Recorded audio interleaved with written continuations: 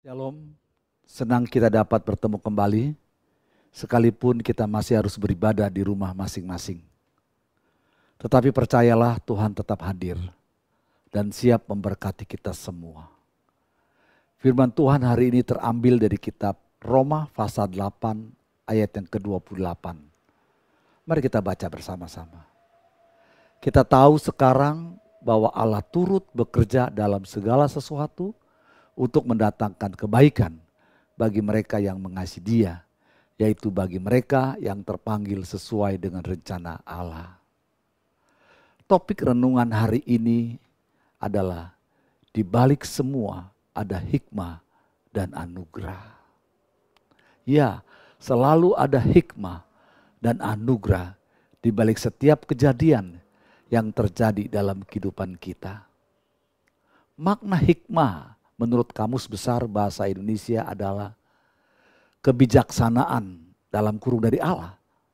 Suatu arti dan makna yang terkandung dalam suatu kejadian atau peristiwa yang telah selesai.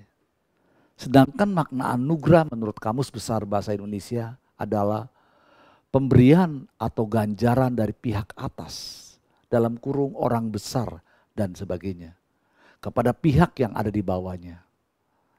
Dalam hal ini anugerah adalah kasih dan kemurahan hati Allah dalam Kristus bagi kita. Jadi saudaraku yang dikasihi Tuhan, kisah atau peristiwa, tragedi atau musibah, dan semua yang Allah hadirkan dalam hidup kita tentulah tidak selalu lurus dan tidak selalu membuat kita merasa baik. Namun meski demikian, selalu percayalah bahwa akan selalu ada hikmah dan anugerah di balik setiap kejadian yang terjadi dalam kehidupan kita. Bukankah Allah kita adalah Tuhan yang Maha Tahu segalanya? Dia tahu apa-apa yang menjadikan hidup kita lebih baik dari masa ke masa. Maka saat kejadian tidak baik yang disebut sebuah ujian darinya datang menerpa, tetaplah bersabar dan percaya. Sebab di balik ujian untuk orang yang terpanggil sesuai dengan rencana Allah, pasti tersimpan hikmah dan anugerah yang luar biasa bagi kita. Karena di atas segala sesuatu yang terjadi dalam hidup kita ini, Allah turut bekerja di dalamnya untuk mendatangkan kebaikan. Dan itulah anugerah buat kita. Sesuatu yang Allah berikan kepada kita pastilah tidak akan pernah sia-sia. Semuanya pasti mengandung hikmah dan ada anugerah yang luar biasa. Namun seringkali kita saja yang tidak bisa secara cepat untuk memahaminya. Karena apa? Karena kita lebih sigap dan lebih cepat mengeluh daripada menelaah secara bijak segala kejadian yang Allah hadirkan kepada kita. Terlebih lagi kejadian yang dirasa tidak mengenakan atau mengkhawatirkan seperti hari-hari ini. Padahal sebenarnya sesuatu yang tidak mengenakan atau mengkhawatirkan tersebutlah Allah tengah mengajarkan kita tentang banyak hal pelajaran hidup. Seperti misalnya hari-hari ini, kita banyak belajar tentang pelajaran-pelajaran hidup. Apa saja itu? Yang pertama, kita dapat menjaga hidup kita lebih bersih dan lebih sehat. Yang kedua, kita lebih dekat dan sayang dengan keluarga. Yang ketiga, kita menemukan hal-hal kreatif di rumah. Yang tidak bisa masak misalnya, tiba-tiba dia bisa memasak. Dan tentu saja yang keempat, banyak di antara kita justru semakin lebih berserah kepada Tuhan. Oleh karena itu saudara, tetaplah percaya. Teguhkan imanmu. Bahwa pertolongan dan anugerah Allah selalu dekat dengan kita.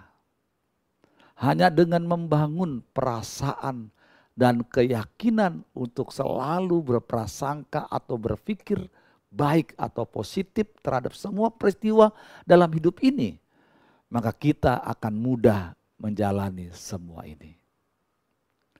Filipi pasal 4 ayat 8 berkata, jadi akhirnya saudara-saudara, semua yang benar, semua yang mulia, semua yang adil, semua yang suci, semua yang manis, semua yang sedap didengar, semua yang disebut kebajikan dan patut dipuji, pikirkanlah semuanya itu.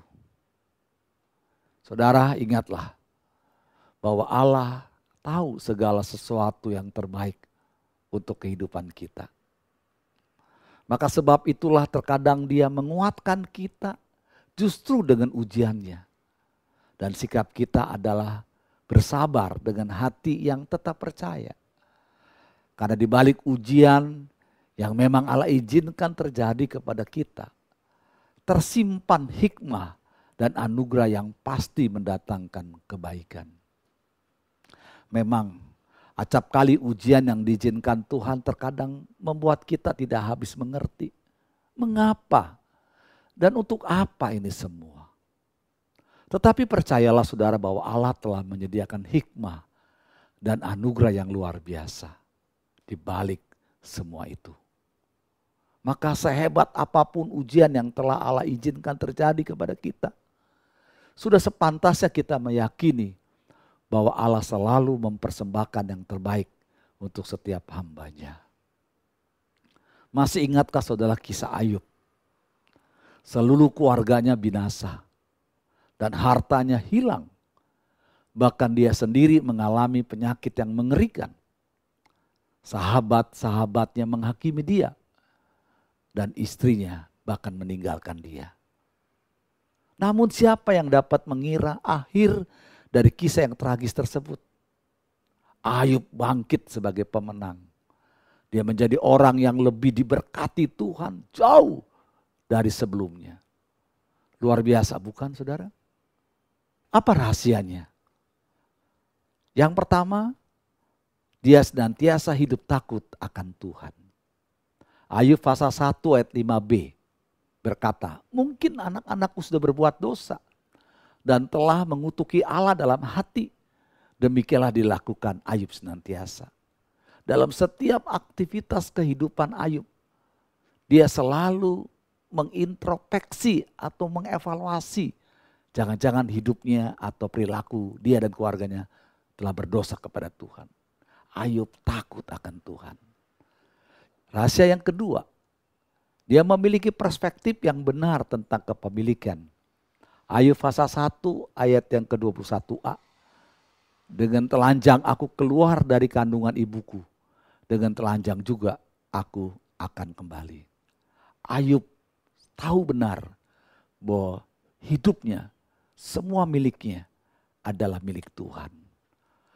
Yang ketiga, dia hidup dalam ucapan syukur. Ayub pasal 1 ayat 21b. Tuhan yang memberi, Tuhan yang mengambil. Terpujilah nama Tuhan. Ayub pasal 2 ayat 10b. Apakah kita mau menerima yang baik dari Allah, tetapi tidak mau menerima yang buruk?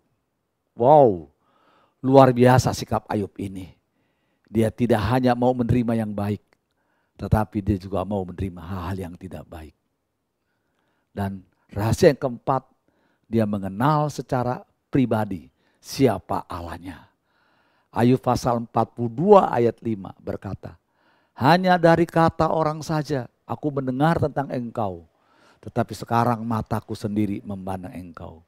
Peristiwa yang terjadi, yang dialaminya, justru membuat dia semakin mengenal Allahnya. Dia semakin mengenal siapa Allahnya. Oleh karena itu saudara, berbahagialah mereka yang mampu mengambil hikmah dari setiap yang terjadi di dalam kehidupannya. Karena akan ada anugerah yang akan diterimanya. Sebagai penutup, perhatikan beberapa kata bijak sebagai berikut. Hidup memang tidak mudah, tapi jika kita terus berjuang tanpa lelah, akhir yang indah akan kita dapatkan. Hidup memang tidak mudah, tapi dalam Tuhan akan menjadi indah dan penuh anugerah. Saudara, sangat sederhana. Jika saudara dan saya ingin selamat, maka jangan lepaskan peganganmu dari Allah. Hari ini jika saudara merasa bebanmu terlalu berat dibandingkan dari yang lain, itu karena Allah melihat saudara lebih kuat dari yang lain. Ingatlah selalu, kembalikan saja atau serahkan saja semuanya kepada Allah, maka tidak ada satupun masalah yang akan memberatkanmu.